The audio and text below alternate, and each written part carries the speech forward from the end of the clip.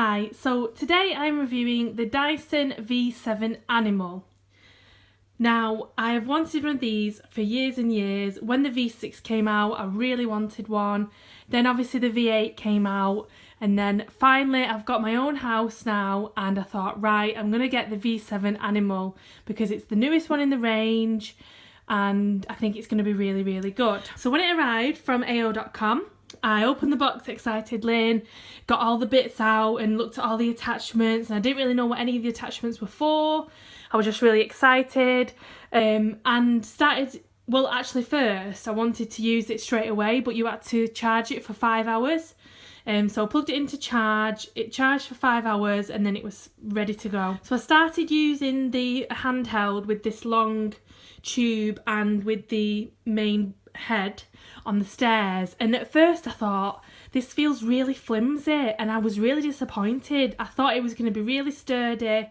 My mum's got the V8, so I had already used one of these handhelds before, and I didn't feel like this one was as good as the V8, and I was really disappointed. I thought, oh, I've chosen the wrong one.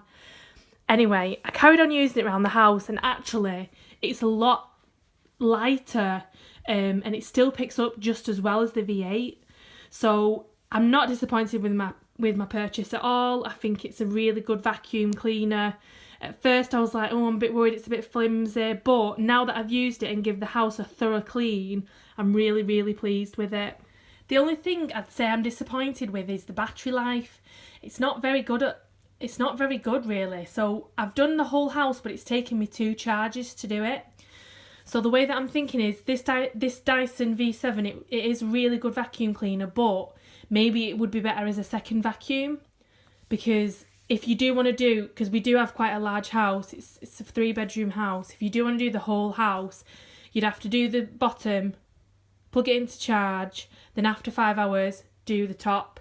So it might be better as a second vacuum, so that if there's any dirt or anything just lying around, you can just quickly get it, use it, and then for the thorough clean, your big clean, you'd use a bigger vacuum cleaner. There are 2 different settings on the Dyson though, so you can have it as like a battery saving mode, and that's for 30 minutes of vacuuming, whereas when you use the max, that actually halves the battery time.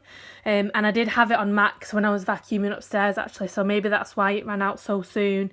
But the max picks up really, really well. To be honest, I was really embarrassed about the amount of dirt that had come out of this, so it really does pick up really, really well.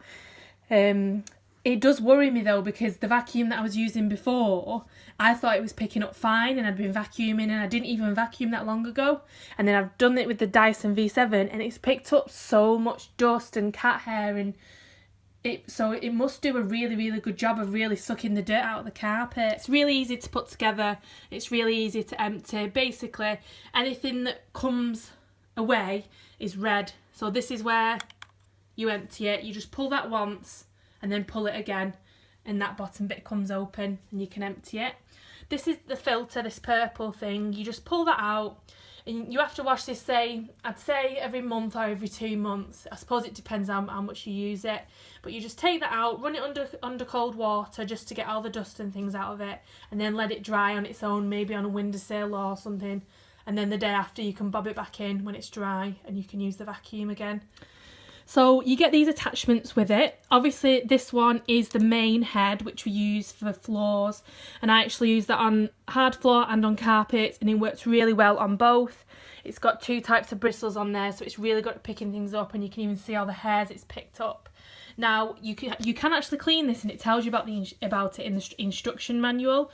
It seems really easy to do, and it's like you need a little screwdriver to bob that out, and then you just obviously cut along and take the hairs out of it when it's clogged up. So it's good that you can maintain it and keep it working well. So when I opened this, I'm going to be honest, I didn't read the instructions.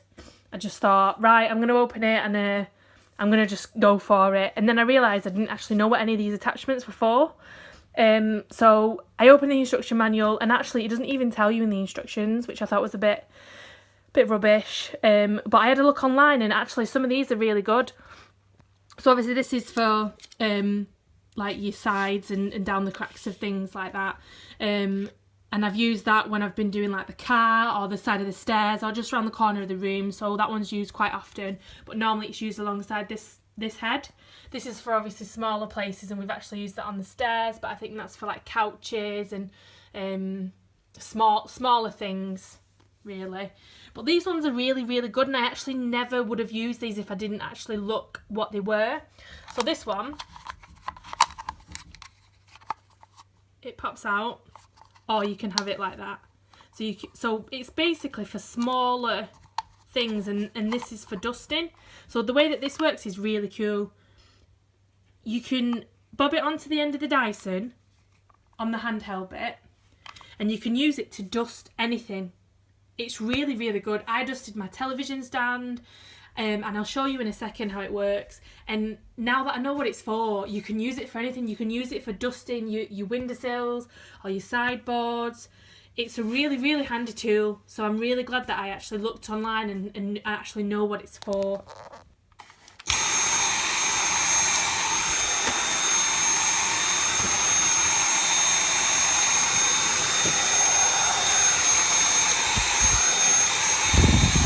So when I was thinking about this, obviously Dyson sell the V6, the V7 and the V8, and the only real difference is the V6 is a 20-minute charge time, the V7 is a 30-minute charge time, and the V8 is a 45-minute charge time.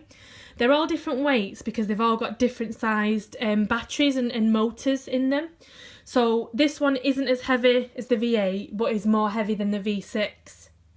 And really, if I'm honest, if I wanted it to be my main vacuum cleaner and it was the only vacuum cleaner that I was going to have in the house, I think I would go for the V8 because obviously it's got a longer charge time. However, if I was having it as a secondary vacuum cleaner, I think I would have the V6 or the V7, depending on what my needs were. So that's only the only real difference between the three. But I am really pleased with the V7. I think it's really, really good. Also, one interesting thing that I picked up on the internet is that the Dyson V7 Animal is actually got nothing to do with pets.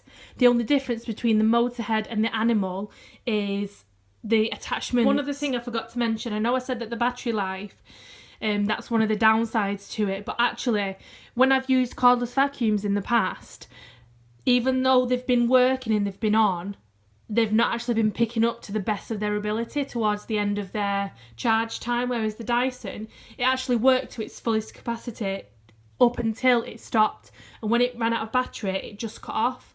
So that's one good thing about it. At least it doesn't start working not as well towards the end of the charge.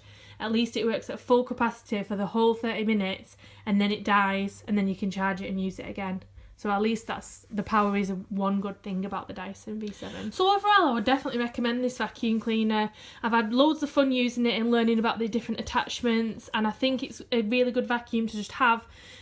Obviously you can get I think it's a really good vacuum to just have on the side. You can grab it, you can dust, you can pick little bits up, or you can just give the room a really good zap with this tool. And you can also obviously clean your car out with it. We've cleaned our cars.